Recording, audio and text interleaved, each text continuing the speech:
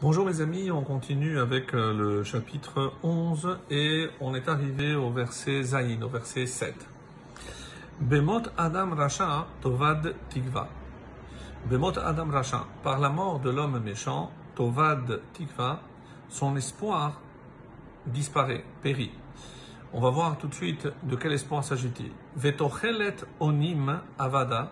Tochelet, c'est aussi un synonyme de tikva, c'est-à-dire l'espérance.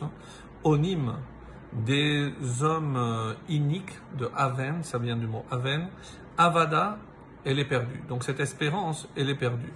Que veut dire ici? Alors d'après certains commentateurs, donc quel est l'espoir de l'homme méchant? De continuer à faire du mal. Donc pour lui, il espère toujours pouvoir faire du mal. Rashi dit non. Il s'agit de l'espoir des enfants. Les enfants attendaient évidemment de leur père et voyant que le père malheureusement donc a continué à faire des actions mauvaises, donc il n'y a rien de bien qui est sorti, donc il n'y a plus d'espoir. Et Metsudot David dit, c'est pas forcément des enfants, c'est les hommes qui avaient confiance en eux, les hommes qui espéraient en eux qu'ils allaient peut-être changer, et c'est ce qu'on espère toujours lorsqu'on voit des gens mal agir. On a toujours cet espoir que les choses changeront et qu'ils viendront à de meilleures attitudes. Alors, sinon, malheureusement, l'espoir ici est perdu.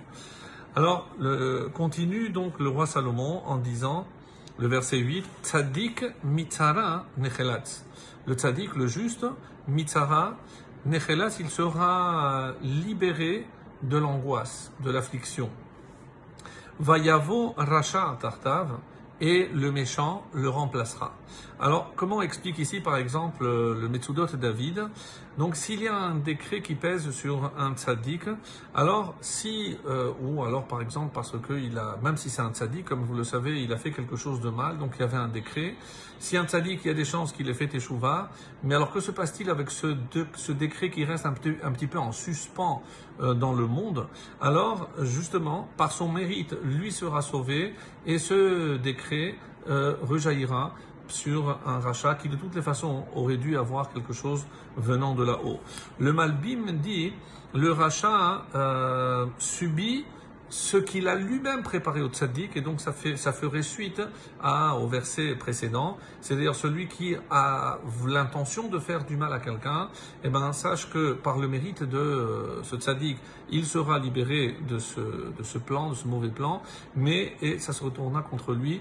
Donc c'est lui qui va prendre la place, comme on avait dit hier, à savoir que lorsqu'on essaie de tendre un filet pour piéger quelqu'un, finalement c'est nous-mêmes qui, comme dira la Gemara, celui qui creuse un trou pour l'autre, c'est lui-même qui tombera dans ce trou.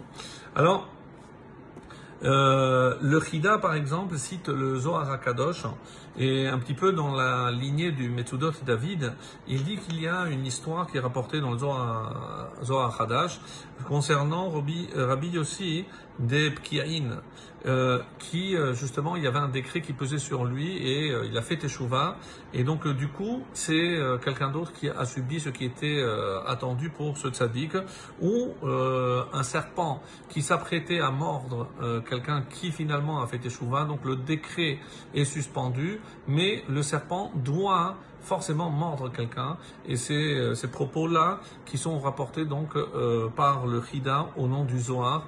Donc pour nous dire que lorsqu'il y a un décret, il vaut mieux faire partie de ceux qui, par nos actions, pouvons changer un décret, pas comme ceux qui imaginent que lorsqu'il y a un décret qui est scellé là-haut, c'est immuable. Non, on sait très bien que parmi les choses qui peuvent annuler un décret, il y a la teshuva, la tzedaka, comme on l'a vu, tzedaka tatil mimavet, et il y a aussi la tefila.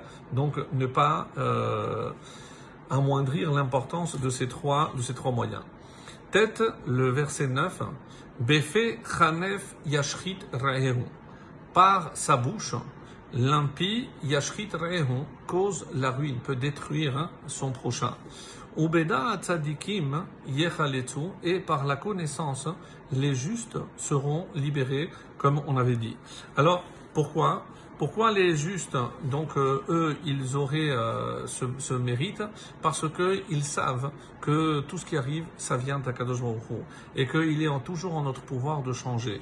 Même si l'impie c'est par la bouche, et c'est évidemment une allusion au Lashon Hara, donc on peut causer la ruine de quelqu'un uniquement par la bouche, c'est une allusion au Lashon Hara bien entendu, mais les tzadikim, ils peuvent se sauver au Bedaat, parce qu'ils savent, qu'ils connaissent Bechol derachecha daehu, connaît Hachem, c'est-à-dire il faut toujours rester uni avec Hachem, et c'est ce qui nous sauvera. Et je termine avec le verset Yud 10, Betuv tzadikim ta'alot skriya. On peut traduire par le bien, les justes, par le bien des justes, ta'alot skriya, la ville sera en liesse, en joie. Uba avod reshaim rina. Mais quand les méchants sont perdus, c'est un cri de joie. Alors ici on explique pourquoi au niveau des justes cela mi peneshem metivim gam liyoshveha. Parce qu'un juste c'est pas seulement celui qui fait le bien, mais par ce bien qu'ils font, c'est toute la ville qui en profite. C'est pour ça que c'est toute la ville qui est en liesse. Mais malheureusement par les reshaim, donc on attend qu'une chose, c'est qu'ils disparaissent. Excellente journée.